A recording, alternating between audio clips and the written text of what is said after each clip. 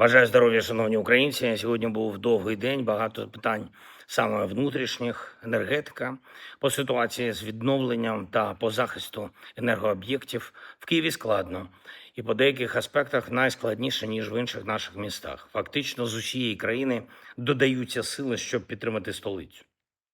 Уряд України збільшить всі програми підтримки людей, і тільки теплових пакунків видадуть близько 100 тисяч. Є речі, які треба зробити для Харкова. Міністерство енергетики має прискорити необхідне постачання. Окремо говорили із командувачем повітряних сил, із міністром оборони України, із регіональними керівниками по захисту від російських шахедів. Значно збільшено вже лінії захисту, позиції додаємо, екіпажі та постачання дронів додаємо, але цього все одно недостатньо, особливо на критичних напрямках, зокрема на Запоріжжі та в інших регіонах. Цілком конкретне завдання – збільшити всі рубежі захисту енергетики, всі форми прикриття критичної інфраструктури. Я хочу подякувати усім ремонтним та аварійним бригадам, які зараз працюють і в Києві, і в областях. Люди дуже виснажені, будуть нові бригади. Ми говорили про це з міністром енергетики.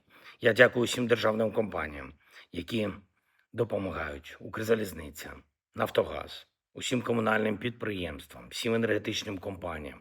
Нафтогаз забезпечив також першу в цьому році поставку скрапленого газу американського. Цей додатковий імпорт, він потрібен нам, бо росіяни значну частину нашого видобутку розбили. Ми готуємо і перше постачання американського газу через Грецію та сусідів в Європі. Ми про це домовлялись. Я дякую, що домовленості працюють.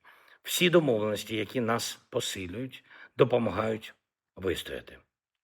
Була доповідь нашої делегації після зустрічі сьогодні, був тристоронній формат, також були контакти команди з американською стороною, доповідали Рустем Умєров, Кирило Буданов, Давид Арахамія, хлопці були на зв'язку. Ми обговорили проміжні підсумки перемовин в цей день.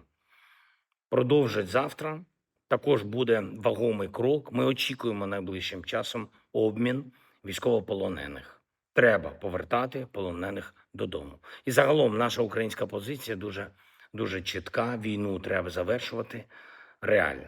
Саме Росія повинна бути готова до цього. Також партнери мають бути готовими забезпечити це реально, своїми реальними гарантіями безпеки, своїм реальним тиском на агресора.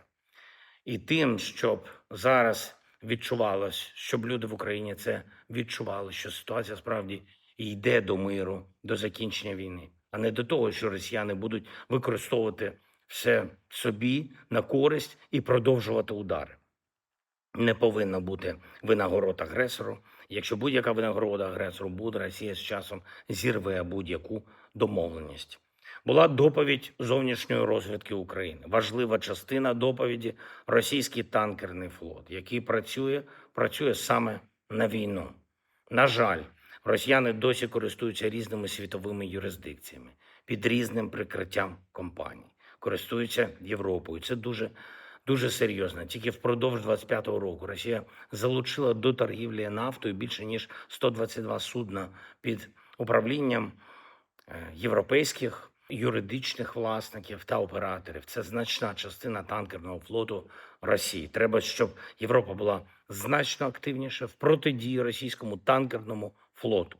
Дякую всім партнерам, які саме так це бачать, які готові посилювати законодавство, щоб блокувати танкери і щоб конфіскувати російську нафту. Ми будемо працювати заради цього в двосторонньому форматі. Попереду активна дипломатична робота. І важливо, щоб нашу роботу партнери підтримували достатньою допомогою Україні, допомогою саме зараз, стійкість зараз, реалістичність в розмовах з партнерами зараз, спільні результати зараз. Це те, що може бути найкращим внеском у результат дипломатії зараз. Слава Україні!